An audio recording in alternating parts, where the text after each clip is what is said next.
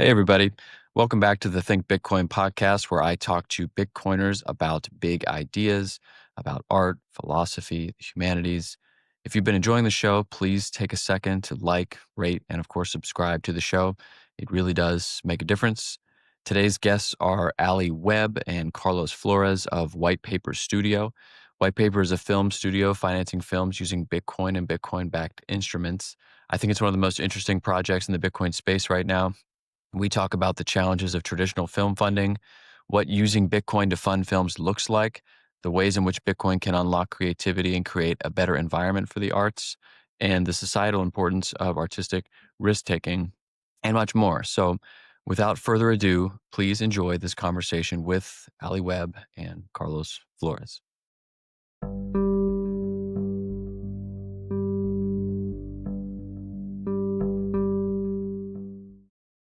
All right, we are live. Ali Webb, Carlos Flores. Guys, welcome to the Think Bitcoin podcast. And thank you very much for being here. Thanks so much for having Hi, us. Logan. Thank you.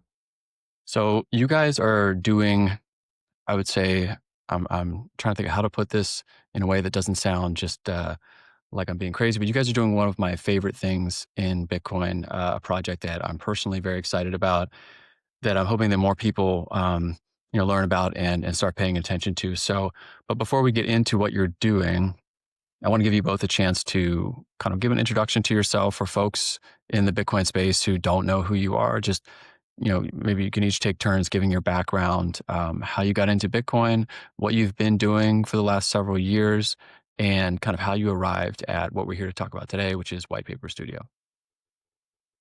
Sure. Carlos, I can start. I'm Allie. I am co-founder of Forager Collective along with Carlos. It's our post-production studio and now co-founder of Whitepaper Studio, which we'll get into what that does here in a minute. I got my start after film school, working at an agency or marketing agency in New York. That is not where I expected my start to be, but moving to an expensive city, I just needed my foot in the door somewhere to start paying the bills, and figured I'd come around to filmmaking eventually. So maybe that's where we're at now. And I got into Bitcoin via Carlos. And I'd heard of it. I can't exactly place in my memory when I'd started hearing about it. Probably along the lines of, Bitcoin's for criminals, and its association with illegal activities. And then during COVID, Carlos was researching some investments we could be making with Forager and came across Bitcoin, made a very compelling case, and so we started investing some of our profits from the company and then personally into Bitcoin just to see what the hype was about. And then I had my real Bitcoin rabbit hole journey earlier this year, and even though I'd been investing passively, um, hadn't stopped to really take the time to dive deep until earlier this year when we were getting ready to launch White Paper, and of course, kicking myself for not understanding it wholeheartedly earlier. But I can say I haven't sold, so I know that's also a common theme in the journey. And I have held some altcoins because that's part of the journey as well, but all in on Bitcoin now. It is. That's fascinating. I want to ask. So, Carlos, why don't you go ahead, and then I'm really fascinated by how you guys. I think you guys are pretty early actually to kind of come to this decision to start putting corporate profits into Bitcoin. I mean, you're kind of way ahead of the curve. I'm really fascinated by what conversations happened between you guys. Obviously, Carlos, you sound like you were patient zero. But how that worked, and Ali, I eventually want you to tell me what was most helpful for you to go down the rabbit hole earlier this year in earnest. But Carlos, why don't you introduce yourself and tell us how you got to Bitcoin, how you got here? Sure. Similar to Ali, I started of course, my journey in film. Many years ago, I went to film school here in New York, and I first wanted to be a film director, as everyone did back in film school. But I found a passion in editing and the post production side of things, and I became a freelance editor. And in that journey, I met Ali. And yeah, we started Forager at first, our post production company. And Bitcoin actually came up pretty early. I think it was April of 2020. We had just gone through that COVID Yeah. crash and madness, and film was down, of course, for like a few months completely. So I had plenty of time to just be on YouTube on the internet. And uh, uh, I was mostly researching investments at that point because, as everyone, I was Yeah. looking up for stocks or any opportunities. And Bitcoin came up randomly through the algorithm on YouTube. It was actually Preston Pish Mm. giving a talk, and basically his point was that he doesn't own any equities because he's full on all in on Bitcoin. And he made the argument that what's the point, of owning equities when everything is fiat based and fiat is broken. And at that point, I didn't know what any of that meant, but it just kind of pushed me, to just buy some Bitcoin, try it Mm. out. And at first, it was just speculative. I also got Ali on board, as she mentioned, but we had just started Forager almost like a year ago, and we didn't even know the implications of like putting some of our free cash flows into Bitcoin, but we just kind of did it because it made sense, just trying to preserve some of the work that we have put into the company. So yeah, we added a Bitcoin at first to the balance sheet. Then Michael Saylor emerged out of nowhere on X, and then that gave us more confidence. We put another Bitcoin into the balance sheet, uh, and then yeah, we kind of just bought all the way up, kind of dollar cost averaging through that bear market and the Hmm. peak, and then of course we rode that whole wave down as everyone did. But in that process, that bear and bull and bear market, we got orange pilled properly. But yeah, it was at first it was more speculation, just as an opportunity, maybe a long term hold, and of course it eventually becomes what we all understand of Bitcoin. That's an awesome story. So you guys literally front ran Sailor. You guys beat Sailor to the corporate treasury game. So that's, A respect. little, it's a little unfair because it is a tiny treasury compared to, of Still, course, strategies. but I But mean, fair. But I think that's really fast. So when did the conversation happen? So Carlos, you said it was like April of 2020. You start kind of getting into it and beginning to go down the rabbit hole, which is actually kind of when I encountered it for the first time in 2017. I was in law school and bought some that I sold later that year and thought I was a genius, and forgot about it for 3 years. And then it was 2020 when everybody was kind of doing the same thing that you were doing, Carlos, that I rediscovered it myself.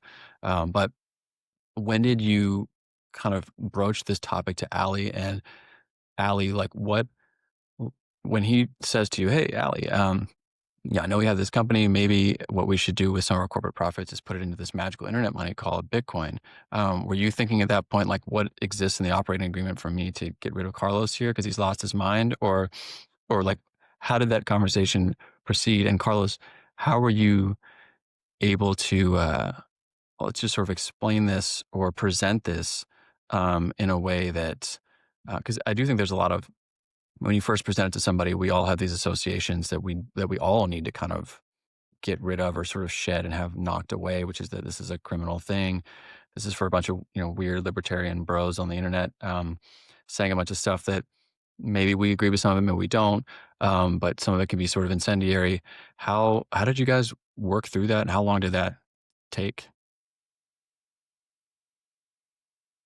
I don't recall. I feel like it was such a hectic time for a lot of reasons, and I, at that point, had been working with Carlos for long enough to know his, y you know, his nature and his philosophy on life, and that he was a trustworthy person. So when he said, let's try it. We don't have to go crazy. It's not like we have to put all of our profits into this.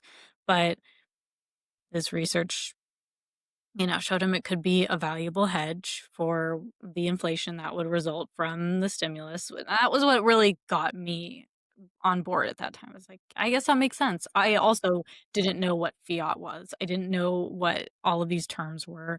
I didn't go to business school. So there's a lot that I had to educate myself on, but there are certain things that I think anyone can grasp when presented in like this is a real world scenario that you can understand is going to have to play out because money is literally being created out of nowhere, and it's at the very least going to come back, I don't know, in our taxes or something like that. You just know that it can't just come from nowhere, and inflation or something is going to occur down the line. So my very naive brain was like, okay, yeah, it makes sense that we're going to need a hedge. If you say this Bitcoin thing could outperform inflation, then let's buy a little bit. And it also was such a lower barrier to entry at that point. It was around 9,000 a Bitcoin. So that was like, okay, sure, let's get one. eh, Now it would be a much harder conversation. Carlos, maybe you have more details since you started the conversation, but that was my memory. No, I think it was exactly like that. I think it also helped that we will still have a bootstrapped company. Ali and I are the only owners. So as Sailors talks a lot uh, in terms of like trying to convince your board, convince your investors, it was a much simpler conversation. And I think that's one advantage of, having like an independent private company that we can make the calls and big calls like this one. But yeah, like I wish we had a way smarter discovery than we did, but it was kind of like, this seems like a hedge. Let's try it. If it doesn't work, it's no big deal. I think so much of it is really who is the first person that introduces it to you. I think Preston Pitch is a really good. I mean, I still think Preston's great. And he's so reasonable, and he ties things together in like a logical, like chain that makes a lot of sense. He's clearly very knowledgeable. He doesn't sound like somebody who's living, under a tree somewhere in the middle of nowhere. Like he sounds like a functioning member of civilization saying something that makes a lot of sense.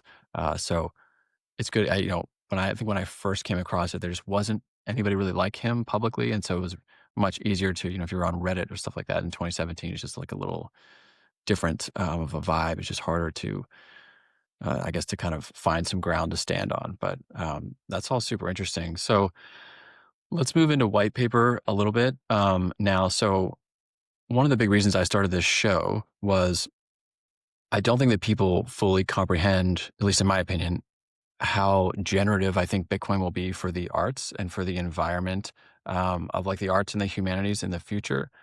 And, I definitely have some thoughts and feelings about why that is, but I'm curious to know like how you guys think about that. Like because obviously you had Forager, you had this, post-production editing studio, and you guys decided to start Whitepaper Studios, which is like a film studio where you're actually financing films, shorts, and I'm sure you're eventually going to, look to finance feature length films.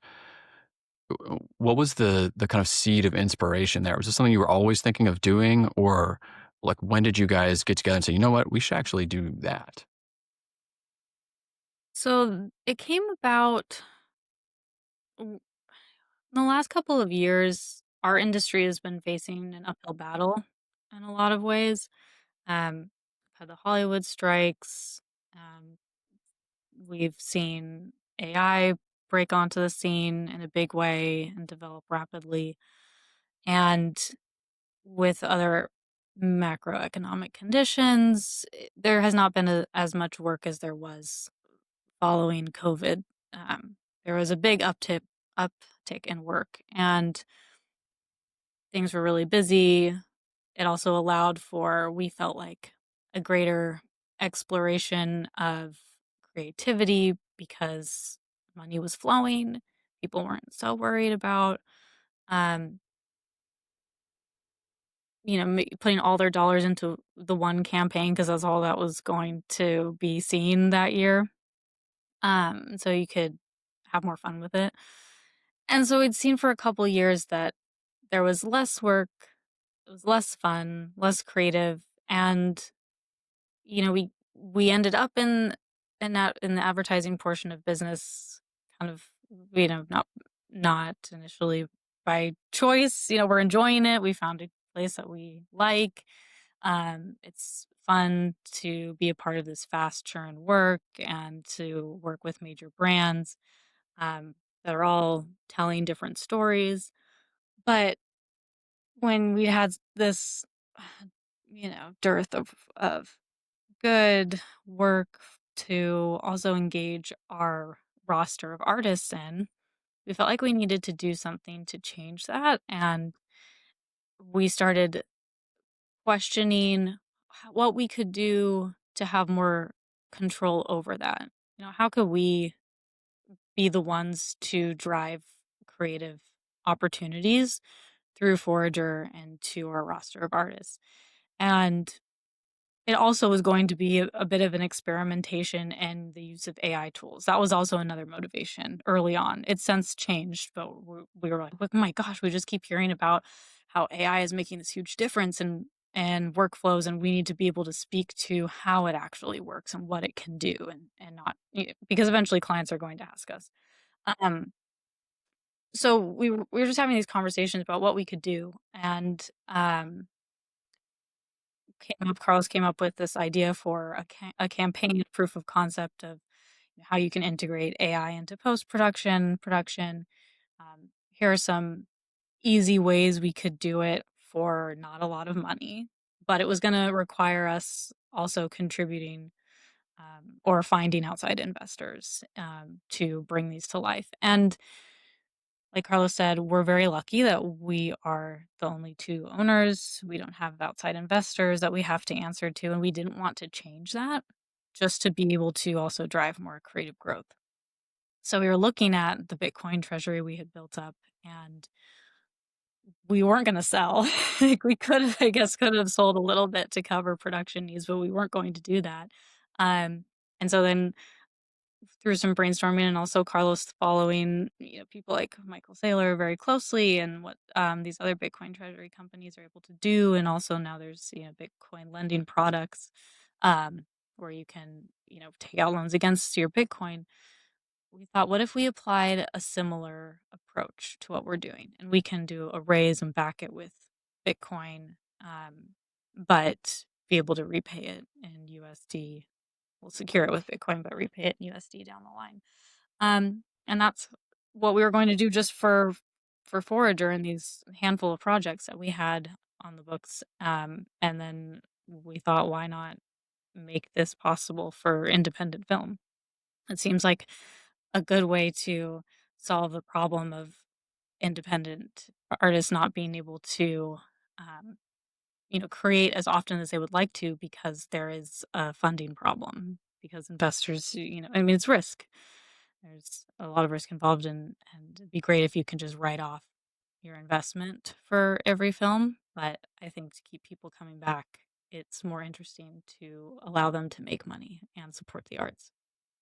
Yeah, it seems to me there's always this kind of, I mean, this is a eternal conflict of I guess like commerce and art, where there's always a little bit of a tension and a challenge there in making those things cohere. Um, One of my favorite writers is a guy named Lewis Hyde, who's a philosopher of art, and he kind of famously said that art can exist. It exists a little bit uncomfortably within two economies: a gift economy and a market economy, and that art can exist without the market economy, but it cannot exist without the gift economy. And by which he meant that art is in basically every way for both creator and audience. It's kind of a gift. Like if you listen to artists talk about how they came up with something or how a sound or an image came to them, they'll often talk about it as like, oh, it just arrived. It's kind of like I'm just transcribing this thing that just I can't explain it. It just kind of came to me. Um, and so the creation itself is an emanation of their gift as an artist, and then the audience also has to receive art, at least in part, as a gift, as an emanation of the artist's gift. If it's entirely a commercial market transaction, the art kind of gets the art part of it is kind of stillborn. It just doesn't really exist. It's a different type of relationship. But I think it's just really I think the place where we are now with, I guess, the influence of fiat culture and fiat money making everybody feel like they're on a treadmill, trying to keep up with inflation and everything. People just don't. The audience, I think, we don't talk enough about how the audience does not have enough bandwidth to absorb. I think like more, I guess, independent, more serious, more exploratory, experimental, challenging art and challenging films. And so I think that's why we see superhero movies and all that stuff. I mean, there's this like tight band of like what's commercially viable in film, I think now. And I think it just gets like, you guys know better than me, but from an outside observer, it looks to me like it's just getting smaller and smaller every year. I mean, you do have some successes. I mean, like A24 is interesting, some of the stuff that they've done. But how do you guys, that's how I view the contemporary landscape of art. Do you guys see it that way? And does that play a part in what you're trying to do with Whitepaper, which is to just, I think, give artists some space, some breathing room to be able to create what they want to create without thinking about like, how am I going to eat lunch the next day or something like that, which influences your artistic decisions. If that's your primary, if that's something you always have to be concerned with, then that obviously influences the decisions that you make. Um, how do you guys think about that? And does that type of view color, what you're doing with Whitepaper? Uh, yeah, no, it's very interesting the whole comparison to the market versus gift economy. I think film is maybe like the ultimate example of that, also because as much as technology has evolved and the barrier of entry is much lower now, in theory, anyone can make a film with a phone. For someone that wants to operate at a large scale of filmmaking or operate, with the highest degree of craftsmanship when it comes to directors and set designers and talent actors, um, it's still a very resource heavy craft, unlike other sorts of art forms. So there's definitely going to be always that battle, between the money and the vision and all that struggle. Uh, but yes, to your point, as much as easy as it is now to make a film on the demand side, it is also problematic that um, there is less appetite for more art house type of content or just more challenging filmmaking. And it's interesting the thing about the attention span, because I think there is appetite for long form or even like patience when it comes to consuming this content, because binge culture is still big and popular in these days. And I don't know if it's maybe the way films are consumed now, that it's not it's not in a theater, it's now more in the comfort of an apartment, and maybe even though people are consuming long form content or for many hours, maybe it's in a more casual, relaxed way. But yeah, it is hard to know, for me at least, whether like the audiences make it that way, that audiences evolve and now there's less demand, or is it a bigger macro effect because of fiat? But either way, I think there's always going to be great art created, even in when there's friction, with funding or demand. Um, what we just hope, the one I think problem we hope to address is the lack of funding for new voices or fresh kind of talent. Because if there's less demand for that kind of content, we want to fill that space a little bit. Yeah, I was thinking while you were talking of all these kind of like famous cases of the clash between the commerce and the vision. usually historically in film, you have some classic examples of, pretty rich directors, but kind of like basically offering up their entire like personal financial fortune to make like I'm thinking of Apocalypse Now, where Francis Ford Coppola almost like bankrupted himself and almost like lost his mind. Everybody on the set lost their mind. Like everybody there just kind of put everything on the line there. Where it's, if he did not have the, I guess, the risk taking appetite to say, no, no, no, I will put all of my own money up here because I have it, then that movie doesn't get made. And I think about like, in music, I mean, Wilco is a band I think that most people know now, but I mean, their most acclaimed album, they were dropped from their label. The label didn't want to put it out because they said it was too weird. It was too kind of experimental. It was a little bit of a left turn for them. And they didn't scrap it. They just said, well, we will find somebody who will put it out. And it became this huge success story of like the vision overcoming the commercial demands. And I think, optimally, we would live in a world where you wouldn't have to make these like big dramatic gesture because not everybody can do that. I mean, not like a small independent filmmaker making their first film, can't do what Francis Ford Coppola did, which is just say, "Fuck it, I'll just do it. I'll pay for it myself." Um, that's interesting to think about. I want to get into the mechanics of white paper, which Ali, you were kind of just starting to talk about, but before that, and this is just a little bit because I'm going to enjoy this part of the conversation quite a bit. You guys are both film people.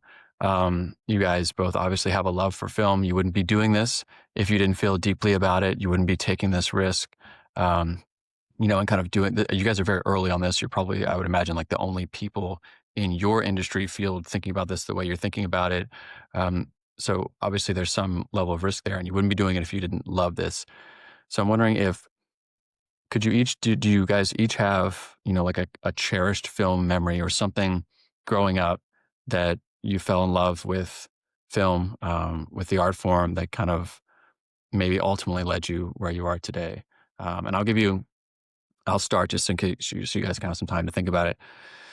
I have several, but I mean, for me, when I was in college, I'm sure you guys have seen Requiem for a Dream, the Darren Aronofsky film, the sort of last montage at the end that's just super, super intense. I remember watching that in a friend's dorm room. I'd already seen it, but I was watching it in this dorm room. The door was open. We got to that scene, and then gradually, just more and more people would just be walking through, and they would see it, and they would kind of come in, and they would be kind of drawn in. And by the end of the film, there was like 18 people in a dorm room watching the end of it, and everybody just been kind of drawn like moths to a light or something like that, watching this, and everybody's just completely silent, mouths open, just watching this horrible climax unfold. The editing is just going super fast. There's like the the soundtrack that's going on. Very, very intense. So, I mean, that's a big memory for me. I remember the first time. The more pretentious memory for me is like a Jean-Luc Godard film, Contempt, that I saw. I watched it like 3 times in a row the first time I saw it, and it was just like, whoa, this is a thing that French guys are doing that is even kind of, I don't know, immersive in a totally different way and making just like I guess more quotidian aspects of like daily human interaction, adding some enchantment and some mystery to it and some magic to it in a way that I guess I had not seen before. But anyways, what moments do you guys have that were powerful for each of you? Well, I guess I'll start. So I like to joke that I'm a really bad film student. And there's a lot that I haven't seen, a lot that I don't know. I learned a great deal in film school. Um, and but my earliest moments that got me into film and like Carlos said, "Well, like, well, you went to film school for a reason." I did. I was interested in film. Um, when I was younger and I had more time on my hands and I was watching more movies, Hard to watch a lot of I films with kids too. it's pretty hard.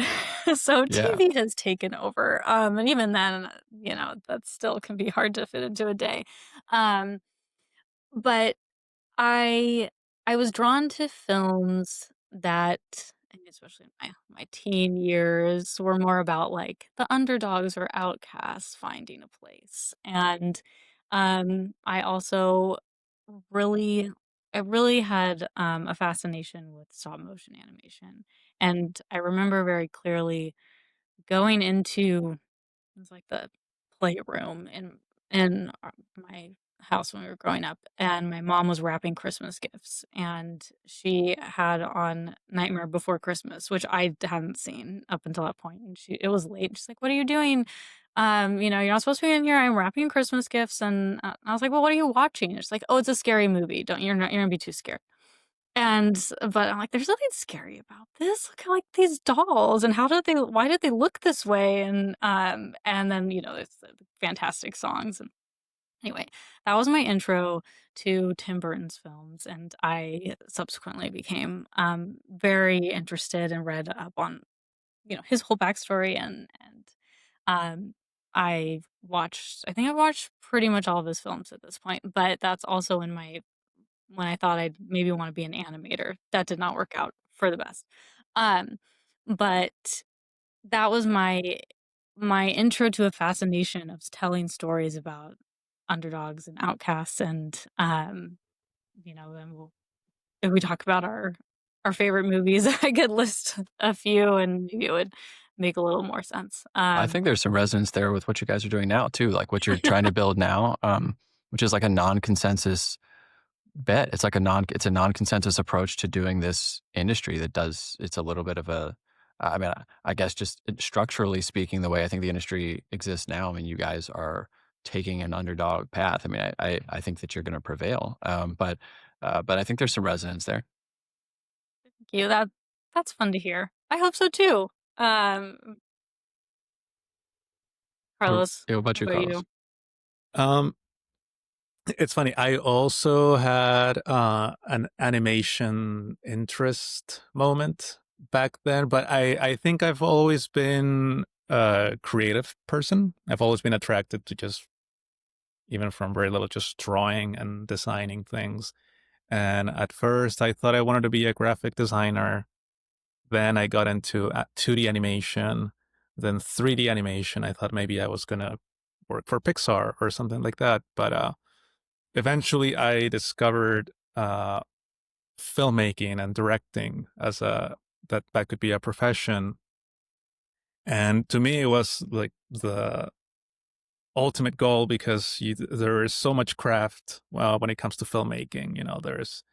There's the visual kind of camera cinematography craft, but there's also directing, acting. So it's kind of like combining all this uh, creative activity into one. So I started first just from approaching my creativity in that sense. But in that process, I realized that I had to study film and learn from the best. And I think I used to watch a lot of Roger Ebert and Siskel reviews, like from past years, and I remember learning a lot about the actual appreciation of film through them. And it's also through Ebert, rest in peace, that I knew his favorite director was Tarantino and Scorsese, and I was like, what's so special about these auteurs? And I feel like I have a lot of fun memories just discovering that work through critics, which is another thing to talk about, but also the death of the movie critic. Uh, but yeah, I think when I think about my nostalgic film formation years, I always think about yeah, those times. Yeah, I think there's like once you start, and I'm very much like a layperson here still, but I think once you start seeing some of the like the directorial decisions, you start actually observing them, they register to you because and it also has to be a film where there are directorial decisions being made that aren't that have some artistic like motivation behind them. It's very, very fun. I find it like kind of exhilarating to I'm thinking of Taxi Driver. There's a scene where Travis Bickle walks out of in the beginning, walks out of the taxi office, and Scorsese has the camera on him and is looking Stays ahead. still. And then he like rotates it literally 360s of the camera and just comes back to Travis, who's right there. There's no like commercial reason to do that. He's like trying to create some type of visual rhythm or visual poetry there. And it's a totally unexpected thing. The main character is right there and he just goes to the right away from him and just circles all the way back and comes around again. Which is fascinating to me. Every time I see it, it's still fascinating to me. But anyway, so I'm sure we'll return to all of this, but the mechanics of Whitepaper. So Whitepaper Studios talk to me about how exactly you guys are looking to use Bitcoin to finance films. Like, what does that look like in practical terms? Yeah, I don't know how familiar you are with film financing in general, but in essence, film investing is one of the riskiest sorts of uh, in investments there are. Just because there is absolutely no guarantee that someone's gonna even break even with that. Hmm. There's a lot of passion, when it comes to film investing, and because of that, usually the sources of this capital comes from wealthy individuals who have some sort of connection, or attraction to the project, or sometimes even just as a tax write-off, because no one is expecting to become rich from investing in film. It's more just a participation. And unfortunately, because of the return forecast, there is very little incentive for people outside these circles to invest in film. So what we aim to at least solve is this connection with total risk and film. Uh, and because of the way we use Bitcoin, we figured out a way to create a fixed yield product uh, attached to a film. So, in essence, if a film needs $100,000, just to make it a round number, we go out and raise anywhere between 150 to 200, 250, depending on the product that we're trying to design. And that difference, we put it into Bitcoin, which is we know is an appreciating asset that has 40 to 60% historic returns, and we are able to offer a fixed yield to this investor.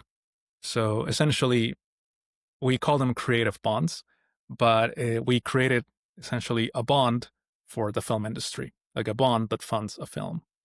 So as we mentioned before, we borrowed heavily from Saylor in the way that he's always talking about, avoiding, uh, margin calls, making sure you're not over leveraged. So that's kind of like how we structured it, like bonds that are 5-year terms, no option for a margin call. We like those terms because we're able to sustain a bear market if it comes. And of course, it is a directional bet. Um, but in theory, the Bitcoin itself will be able to repay the investor with the yield, regardless of how the film performs. And as a result of that, there's less pressure on the artist. There's less involvement on the investor to distort the vision of the artist because it's no longer about a film's commercial viability. It's really more about can Bitcoin still perform the way it has? So there's And kind of like there's being like an Bitcoin, income component, and then you also have embedded into that instrument like a call option on the success of the film itself, potentially. exactly, yeah, it's more, yeah, exactly. So it's not necessarily, it is a film kicker, as we call it. If the film performs well, but if it doesn't, there's that floor that's Yeah, protected by the Bitcoin. that's very, very cool. And I heard you say you're structuring them. It sounds like in fire. You're intentionally structuring the duration of the instruments to exceed like a typical like a 4-year Bitcoin cycle. Is that kind of the thinking there, which is just you make it longer than 4 years. There's never been a 4-year period in the history of Bitcoin where you would have lost money if you would have held through 4 entire years. And that's kind of a sailor principle too, I think, is make the duration exceed 4 years. The farther out, the better. Exactly, yes. And of course, in that process, accumulate depreciating assets, make sure you owe fiat. You're going to outpace that obligation. So, yeah, very much a sailor playbook there. Yeah, I love that. And you talked, Carlos, about taking the pressure off of the artists and also kind of removing the influence of the investor on the artist. So a philosophical question I have for you would be like, in what ways do you think that I think risk taking seems like it's important to both of you. I think you guys have both taken calculated risks, both professionally and are interested in artists taking similar, calculated risks. W- How do you feel? I mean, would you agree with this? Do you think society is deprived in some way if we make it financially completely non-viable for artists to take risks, even if those risks result in nothing? I mean, do you think that's a net negative for society if we do not have artists taking risks? Um, yes, yes, of course. But I also feel like it's hard to deprive artists from taking. I feel like artists always find a way. Um, Even in challenging times, even when the economy is hard. I think that always art. I think is bigger than like macroeconomy. Uh, I do think that we can make it way harder. We can add friction, by limiting the amount of funding. Uh, but so yeah, I feel like I think maybe that's the biggest risk. Just limiting the amount of risky original projects out there. You're in a way just delaying culture. And I feel like the opposite of risk is just safe or dull or boring. And in that scenario, film becomes just like any other type of content, right? It's just more of a distraction and less of a challenge to like the viewer. And talk to me a little bit more too about how you've referenced the influence of Michael Saylor, and I think he would love the idea that you guys have identified an industry that has some trouble, at least in the portion of it that you guys are working in, like attracting funding capital that wants to come in and take and undertake the risk that is required right now, the way things are set up. There's there is capital out there in the world that would potentially be interested in doing this if you could just de-risk it for them a little bit. And you're utilizing Bitcoin to kind of draw in and magnetize this capital that does exist out there in the world, which is basically what Sailor's trying to do with kind of the fixed income world, is just create Bitcoin backed instruments that are going to start like sucking in this, create this force that pulls in all this capital. And you guys are doing that in the film industry, or attempting to do that in the film industry, which I have to think that Michael Saylor would be sitting smiling somewhere, listening to, if he were to hear this story and hear you guys what you're doing. I think it would charm him. I think he would think it's very cool because there's just unpredictable ways that different inventive people can use Bitcoin in their respective industries. But how much have you guys been? I mean, have you really been looking at Saylor and saying, okay, this is the playbook. He's open sourced the playbook, and this is how we're going to adopt it. Is that are you guys looking to him as a model? Uh, uh, of course, absolutely. And it's really funny. Sailor is fascinating in the sense that, of course, we all know him as like a genius engineer, and he comes up with all these products, and he's been way ahead of the curve. But he's also such a good storyteller. Mm. Uh, I think that the way he's able to at least help us visualize, how all these mechanics work. Just the fact that he brings up, the size of the bond market. He's how he communicates that as much as we all want Bitcoin to reach hyper Bitcoinization, and it is the biggest chunk, of capital is still in fixed income and real estate. But he explains, like we should target this pool of capital, and they just want fixed yield. They don't even want asymmetric returns. Uh, all of a sudden, you're like, well, that's obvious, of course. And if Bitcoin lets you kind of capture that delta there, if you're acquiring Bitcoin, borrowing in fiat, and you just provide a fixed income product. So yeah, I mean, I feel like we've been following not only from the early days when he's just preaching about balance sheet growth, but until more recently, when he's coming up with these different uh, fixed income products. Of course, we don't have the capabilities of a public company Hmm. the way he does, and how fast he's able to innovate. But we think we have our own version with a little film component that makes it a little bit different. Yeah, that's fascinating. Do you guys what's the status of so what films do you guys have in production now? Do you have films in production now or post-production or what's kind of what's the roster like now in terms of projects that you guys are working on? So we have our three proof of concept films that I talked a little bit about earlier, and two of which are in post production, and one will be in production next month. Hoping to have at least one finished by the end of the year, but definitely starting to roll out early 2026. All short films at the moment. We are in talks to contribute to a feature film that would film next year. Um, Another short film that is already tied to a feature film as well, because we do want to find a balance in the kinds of investments we're making. So short films are super important because it is one way to get new talent to have something to share with the world and make their voices seen, heard. Early on, getting into a feature is expensive and hard to pull off on your own. So we want to create a mix of those two.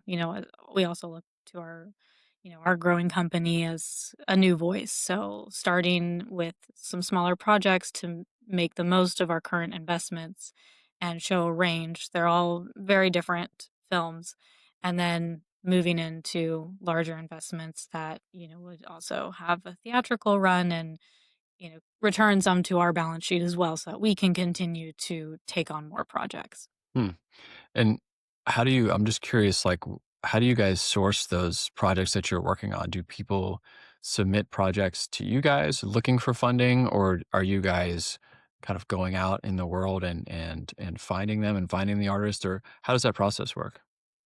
So it's been a bit of both. This initial round was a lot of us reaching out to directors that we have worked with and know that, they have a lot of great ideas, they're talented, we work well together. Um, so we were sourcing those ideas. And since launching White Paper publicly, we've received a lot of directors reaching out and sharing their scripts and ideas.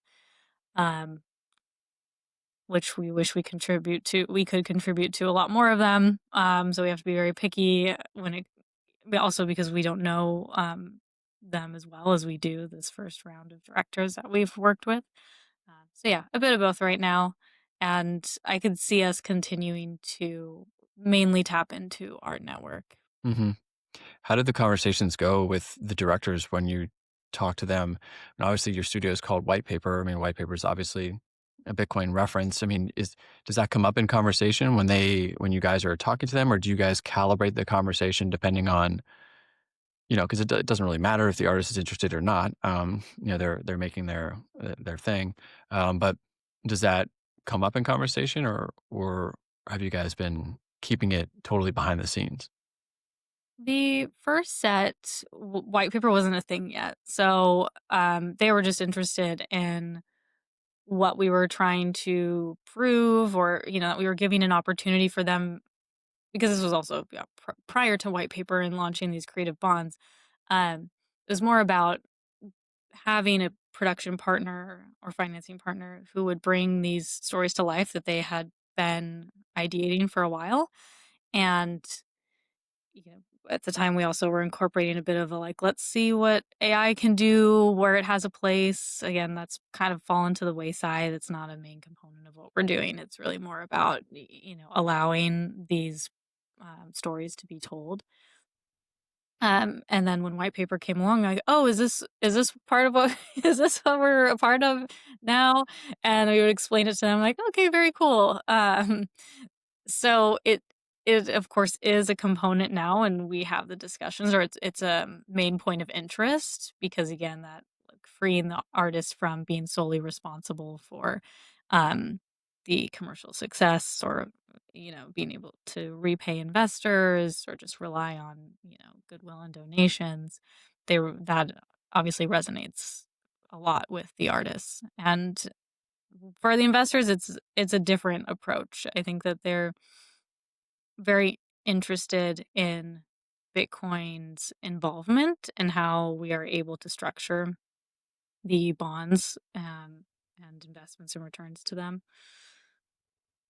Whether or not they believe in it or hold it themselves, I think they are interested in the new model, and we've also been through enough bear and bull cycles with Bitcoin. It's well known enough now that it's not as hard of a sell as we had initially anticipated. I definitely thought there would be a lot more criticism or doubts that what we were putting together could work, the mechanics of it, but so far it's just been met with curiosity.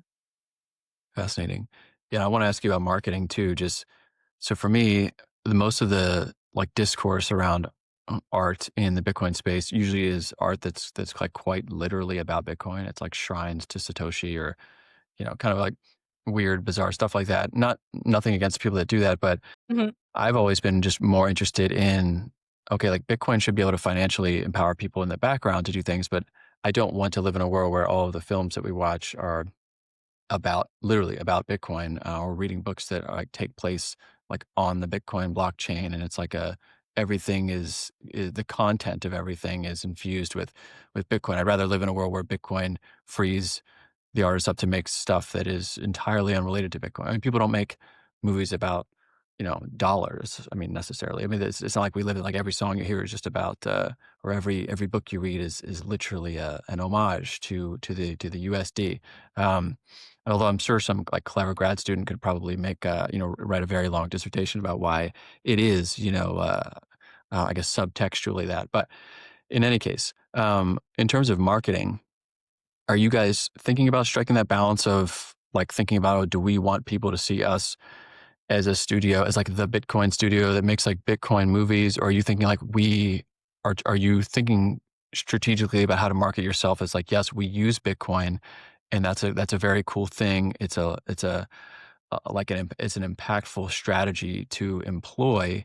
And we're Bitcoiners here and we will save in Bitcoin, but we are also, we're a film studio and we back art, we back films, we back storytelling that is, not just Bitcoin storytelling. Like, how do you think about? Because it seems like there's probably a balance. I imagine that there are a lot of Bitcoiners who will see something like this and they'll be like, "That sounds really cool. This is a Bitcoin film studio, and that's great, and that's obviously good for you guys to get more attention, and draw more people to you.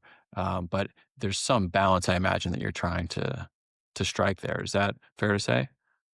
Yeah, absolutely. And we are not quiet about the fact that Bitcoin is involved and what we are leaning into to free up opportunity, at least, through white paper, and hopefully, it can be a strategy adopted by more than just us in the future so that we can democratize it.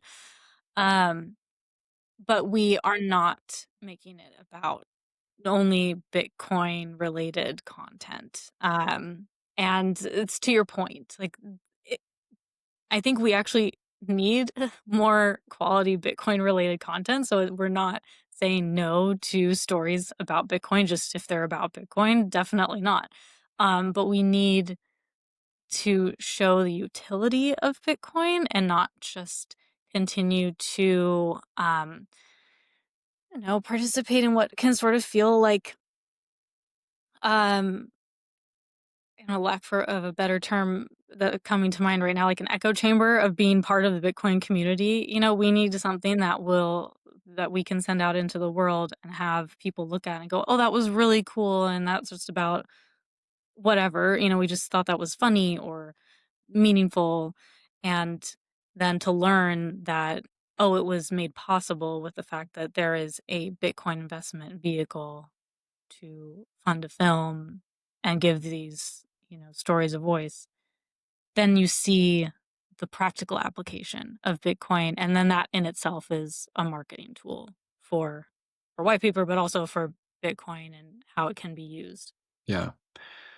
Long term, if we're looking out like 30 years from now, how do you guys envision white paper? I mean, you're making me think of a lot of people speculate that MicroStrategy or I guess strategy now, as an early mover in the Bitcoin treasury company space, they have such an advantage.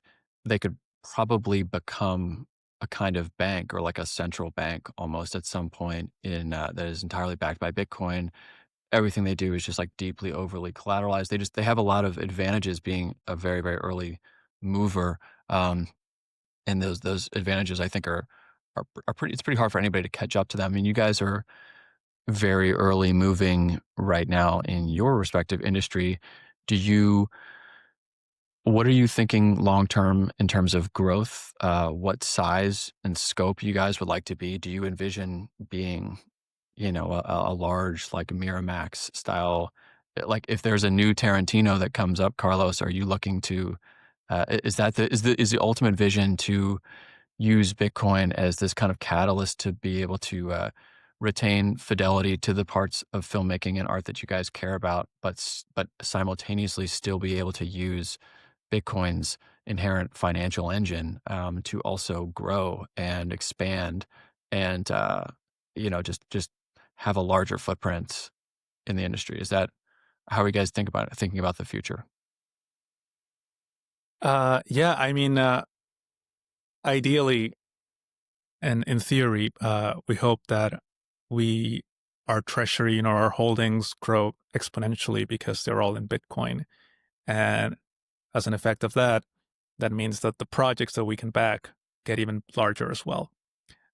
So hopefully, the quantity, the size, the quality of our projects compounds the same way that Bitcoin does. And yeah, I mean, as you say, it would be the goal to become, a powerhouse in the studio space and be able to say that, this film, but by this great new auteur, was funded with a Bitcoin backed bond. And we have, if it does great, amazing, and everyone makes a lot of money, that's great. But if not, we accomplished this vision, faithfully, to what the artist wanted. And there was no compromise, from traditional Hollywood funding. So that would be, I think, a success, just uh, being able to, yes, fund a film that's fully and holistically, an artist's vision in this new way of funding films.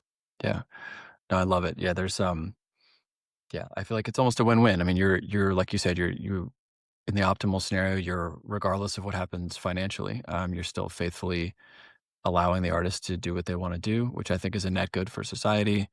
And you still have Bitcoin on the balance sheet, so things are hopefully going well there.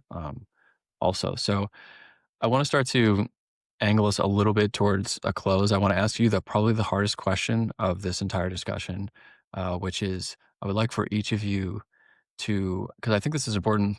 It sounds like I'm doing this to, just because it's fun for me, but I do think this is important. I think I sometimes criticize, and I hope I don't over criticize Bitcoiners for not expanding their artistic horizons a little bit. I understand that Ayn Rand is somebody that everybody cherishes in the space deeply, but I always, as you can see by like the very pretentious bookshelf I have behind me, I do try to encourage people to read some other things. And, I don't think that, Fight Club and The Matrix are the only movies that exist. I actually have some pretty hot takes on Fight Club, which I don't actually think is that good of a film. I think it's a terrible book, by the way. Absolutely terrible. So I'll put that out there. But I want you guys to each give us, when you guys are film people, I imagine you have a varied tastes. Give us your top 5 films, each of you, so that the people listening to this can have the next time they're wondering what to watch, with their spouses on a date night or something like that. They have something new to watch. Carlos, I don't know Do if you I want to should go make you first? go Yeah, first, who wants to be on or the maybe spot first? we should end it on a more sophisticated note. So I'll go first. Um, okay. So again, I'm underqualified to give like a top 5 best films list, but I can tell you which films have meant the most to me over the years. That's an even So better way to categorize. I like that even better as a list. The films that have meant the um most to you. That's better. well, good. Okay. So, well, we'll see if have that same thought when I'm done with my list. But and maybe and a lot of these people have probably seen before, but doesn't mean they shouldn't revisit them. Because when I think about films that have meant the most to me, they're ones that I revisit all the time. And they do hold memories of me watching them on like a yearly basis with my family at certain parts of the year. So that would be like It's a Wonderful Life. I cry every time. I love that film. It was something we watch every Christmas together, and it would be weird if I didn't have time to watch it. And there have been years where I didn't have time to watch it, and I felt sad. Um, that's a meaningful film. My mom was and is a big fan of The Sound of Music. Watched a lot of The Sound of Music. It's funny that you're saying these, Allie, because when I was growing up, we would watch It's a Wonderful Life every Christmas in my household growing up. So I've also probably seen it 25 times. And my current house, for whatever reason, my wife and I have adopted this New Year's tradition that every New Year's Eve we watch The Sound of Music. I don't know. I don't know why we do it, but it's become a thing like the last 3 years. And I was just telling my wife the other day, I said, I can't wait for it to be New Year's because I can't wait to watch Sound of Music again. Which that's funny. Yeah, I don't know what it is about that movie, but I enjoy it. It is also a story of, overcoming obstacles and being, kind of a misfit when she enters the family, and then, the historical setting and the great songs. And it's Julie Andrews. She's the best. So that's great. It's always a good time of year to watch It's a Wonderful, well, yes, It's a Wonderful Life, but The Sound of Music. So you don't have to wait till New Year's. Correct. Other films, School of Rock. If you need a pick-me-up, Yes. that is one of the greatest films ever written and made. Have to watch that on a regular basis. And I do have a longer list. It's like, where do you stop?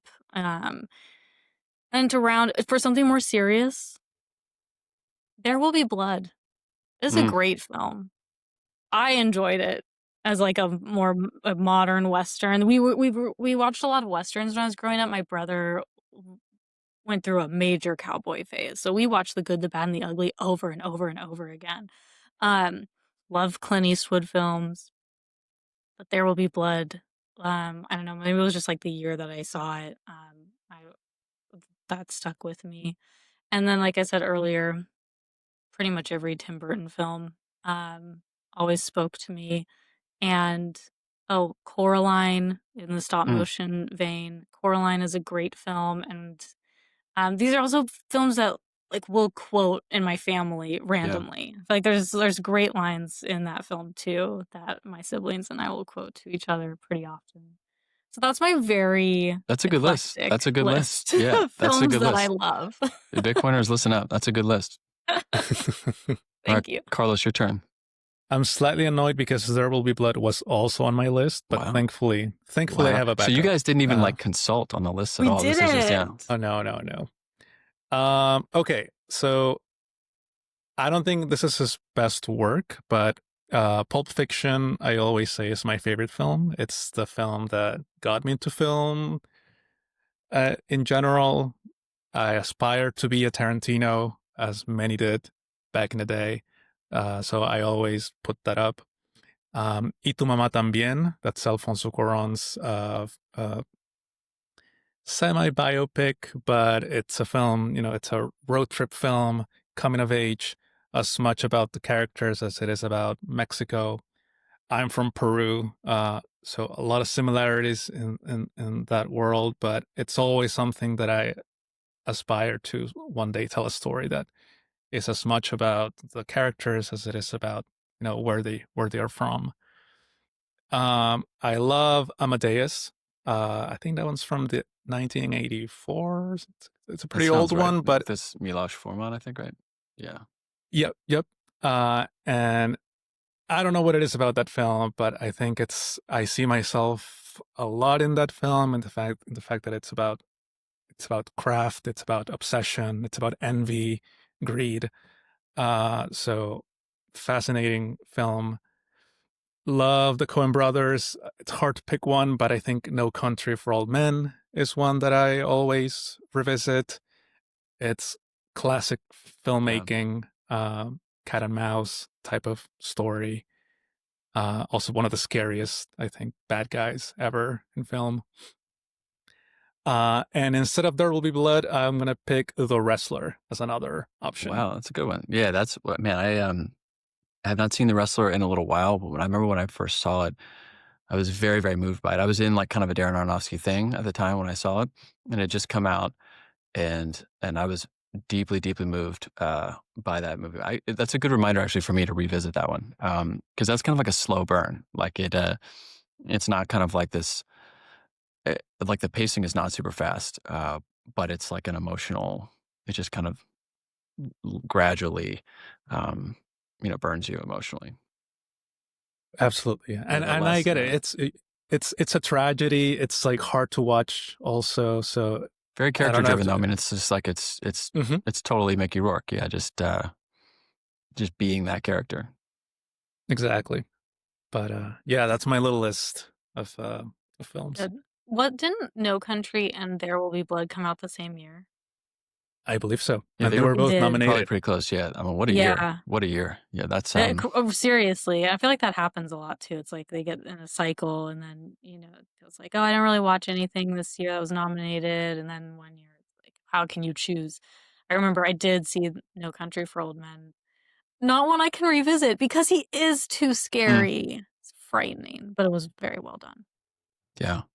Yeah, I think my favorite Coen Brothers film is probably Miller's Crossing, probably, but that might be because I haven't seen No Country for Old Men in probably 5 years. So that might change if I rewatch it. So, which is a good reason why we're doing this list. Is everybody should be reminded that Mhm. if you have not watched some of these things in a while, you should watch them. There are certain movies I try to watch every year, just like I was watching The Godfather the other. But I mean, I have two young kids, so I watched my like joke with myself and my wife is I watched The Godfather in like 7 minute increments, like before bed or like where I'm in the kitchen or I'm like drinking coffee or something, and I have like 4 minutes or like 7 minutes, and then it's hard to have like a fully immersive experience with the young ones, but that's great. Well, thank you guys for sharing those lists. Um, that was great. I want to start to wrap up here. Can you tell folks like where they can find out more about white paper? I would imagine that, there might be people out there who like are curious about potentially investing, or getting involved in that way. Where is kind of home base for learning more about white paper? Tell people where to find you guys, both of you on X as well. So for white paper, you can find us. We're on X, and it's WHT underscore PPR. Is that right, Carlos? I feel No, like it's I WHTPPR underscore studio, underscore but it was studio. almost there. Yep. I was almost there because then I think it's slightly different on Instagram on the website. If you look up White Paper Studio, you'll find us. Yeah, we will. I will definitely And tag it all for everybody as well, so everybody can. um, for myself on X, it's Ali Ali Webb WEBB07. And I am CMFE2510 on X, and I should get a better handle, but Yeah, that's that's me. significantly harder to remember, Carlos. I'm not gonna lie. No. Well, we will tag it and we will make sure that people find it. But people should definitely look Carlos out. Pay attention to the end of the episode. Receive that transmission, that handle. Um, but yeah, Carlos, Ali, thank you guys so much for coming on. This was a very enjoyable conversation. Like I said, I am personally very, very excited about what you guys are doing, and I'm looking forward to doing this again sometime in the future. Checking in on you guys, seeing how things are going, and yeah, I certainly wish you guys very much all the best. So we are all rooting for you, and we will have to do it again soon. Thank you so much, Amazing. Logan. It's a Thank great you, Logan. conversation. Thanks for having us. Thanks, everybody.